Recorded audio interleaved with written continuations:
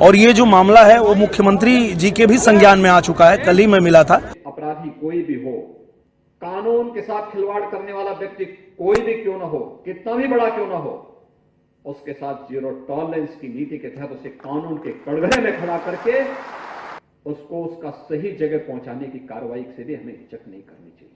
नमस्कार दोस्तों, विश्वकर्मा सचतंग न्यूज में आप सभी का स्वागत है। आप लोग जानते ही होंगे कि आकांक्षा दुबे का देहांत हो गया और तो और भोजपुरी के गायक and singer Dinesh Lal Yadav and Nirahua ji भी बहुत बड़ा बयान दिए। दिनेश लाल यादव जी मुख्यमंत्री योगी आदित्यनाथ जी से बात किया और तो और दिनेश लाल यादव जी ने न्याय दिलाया और दिनेश लाल यादव ने यह भी बोला कि रुको, दूध के दूध पानी के पानी कर दूंगा। से संबंधित जितने लोग हैं उनके मोबाइल को पुलिस खंगाल रही है और जो भी है वो दूध का दूध पानी का पानी आपके सामने हो जाएगा। और आकांक्षा दुबे की मां बहुत ज्यादा तड़प रही है, अभी बोल रही है कि समर सिंह ने फांसी नहीं दिलवाया तो भाग क्यों रहा है।